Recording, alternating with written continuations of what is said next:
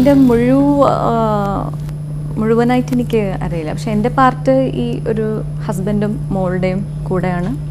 അപ്പോൾ മോള് ഇങ്ങനെ മെഡിക്കൽ സീറ്റിന് വേണ്ടി ഭയങ്കര ഒരു എക്സ്പെക്റ്റേഷനിലാണ്. അപ്പോൾ അവളെ ഇങ്ങനെ എൻകറേജ് ചെയ്തിട്ട് ഒന്ന് സപ്പോർട്ട് ചെയ്യുന്ന ഒരു അമ്മയുടെ ക്യാരക്ടർ. എൻ്റെ ക്യാരക്ടർ ഹസ്ബൻഡും മോളുടെയും മാത്രം ചുറ്റി വരുന്ന ഒരു ക്യാരക്ടറാണ്. പക്ഷെ പടം കുറേ പാർട്സ് ഉണ്ട്. എനിക്കങ്ങനെ വലിയ ഡിഫറൻസ് ഒന്നും തോന്നിയില്ല. സെയിം അതേ ശ്രീനി സാറും പിന്നെ ഷിബു സാറെല്ലാം ഒരു അതേ പഴയ ഫീലിംഗ് ഉണ്ടായിരുന്നു. പിന്നെ എനിക്കൊരു ഡൗട്ട് ഉണ്ടായിരുന്നു, എനിക്ക് പറ്റുമോ, കുറേ ഗ്യാപ്പായില്ലേ അങ്ങനെ.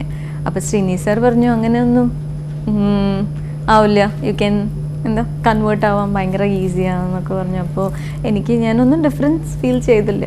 ഫസ്റ്റ് ഡേ ഷൂട്ടിംഗ് വന്നു, ഫസ്റ്റ് ഷോട്ട് അവർ പറഞ്ഞു ഞാൻ ചെയ്തു. Second, third, fourth, second day shooting. അങ്ങനെ പുറത്ത് ജോലി ചെയ്യുന്ന ക്യാരക്ടറല്ല. ഇങ്ങനെ മോളെയും ഹസ്ബൻഡേയും കാത്തു നിൽക്കുന്നതും അവളുടെ ഒരു നൈറ്റ് ഇരുന്നിട്ട് എഡ്യൂക്കേഷൻ അവൾക്ക് ഒരു ചായ ഇട്ട് കൊടുക്കുന്നതോ അവൾ ടയർഡായി അവളെ നോക്കുന്ന അങ്ങനത്തെ ഒരു മദർ റോളാണ് ഇത്. ഓരോ സീനും എനിക്ക് ഭയങ്കര ചിരിയ. പക്ഷേ സീന് റിഹേഴ്സലെല്ലാം മാറി ടേക്ക് എടുക്കുമ്പോൾ ചിരിക്കില്ല. അതർവൈസ് ശ്രീനി സാറുടെ ഓരോരോ റിയാക്ഷനും മറുപടി പറയുമ്പോഴൊക്കെ എനിക്ക് ഭയങ്കര ചിരിയ. ലാസ്റ്റും മലയാളമായിരുന്നു, കനൽ ക്രീഡം.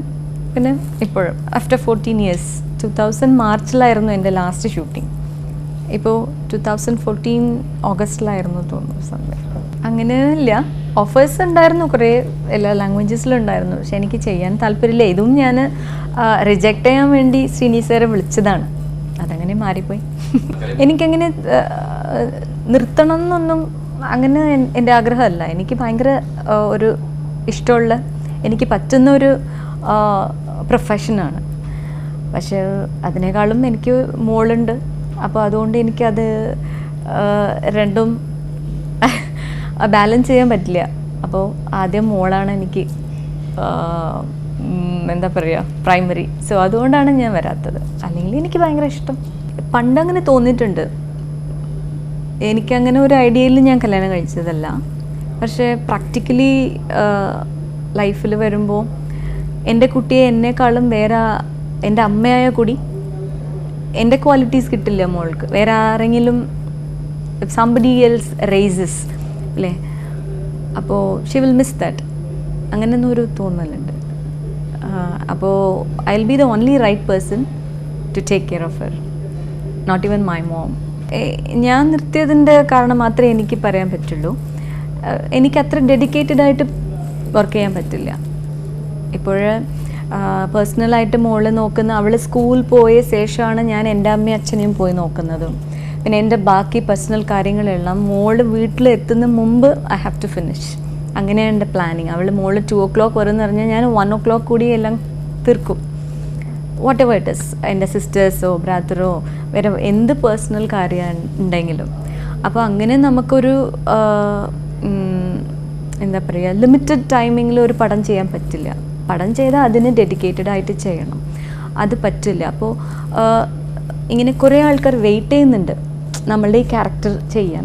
അപ്പോൾ അത് അവർ ചെയ്യുന്നതാണ് ബെസ്റ്റ്. നമുക്ക് ഇത് ചെയ്യുന്നത് നമുക്കിത് ഇഷ്ടമല്ലല്ലോ വേറെ ആരും ചെയ്യുന്നത്. അപ്പോൾ അങ്ങനെ ഒരു 16 to 20, 25 എന്നൊരു സ്പാനൊന്നും ഉണ്ടെന്ന് എനിക്ക് തോന്നുന്നില്ല. പിന്നെ ചിലപ്പോൾ നമ്മൾ റിപ്പീറ്റഡ് ആയിട്ട് ക്യാരക്ടർ ചെയ്യുമ്പോൾ നമുക്കോ അല്ലെങ്കിൽ ഓഡിയൻസിനോ ബോറടിക്കും, അങ്ങനെ ആയിരിക്കാം. അല്ലെങ്കിൽ എന്നെ പോലെ പേഴ്സണലായിട്ട് എൻഗേജ്ഡ് ആയിരിക്കാം. അങ്ങനെ വല്ല റീസൺസ് ഉണ്ടെങ്കിൽ മാറാം. അതർവൈസ് അങ്ങനെ മാറണം എന്നൊന്നും എന്താ പറയുക ലിമിറ്റേഷൻസ് ഇല്ല. You can do. ഈ ബിഹൈൻഡ് ദ ക്യാമറ ഫിമെയിൽസ് എന്ന് പറയുന്നത് ഇപ്പം ഞാൻ after A long time re entry ചെയ്തപ്പോൾ കണ്ടതാണ്. ഡയറക്ഷൻ ഡിപ്പാർട്ട്മെൻറ്റിലുണ്ട്, കോസ്റ്റ്യൂം ഡിപ്പാർട്ട്മെൻറ്റിലുണ്ട്, ഇങ്ങനെ കുറേ ഫീമെയിൽസ് ഉണ്ടായിരുന്നു ഈ പടത്തിലും. അപ്പോൾ എനിക്കൊരു ഭയങ്കര സന്തോഷമാണ്. ബിക്കോസ് നിങ്ങൾ പറയുന്ന മാതിരി വെറും ഒരു ഹെയർ ഡ്രസ്സറും പിന്നെ ആർട്ടിസ്റ്റ് മാത്രമേ ഞാൻ കണ്ടിട്ടുള്ളൂ ഹീറോയിൻ ഫിമെയിലായിട്ട്. അപ്പോൾ ഈ പടത്തിൽ ഇങ്ങനെ കുറേ ഫിമെയിൽ വർക്കേഴ്സ് ഉണ്ട്. അപ്പോൾ ഇനി കൂടുന്നു തോന്നുന്നു എനിക്ക്. So I would like to encourage.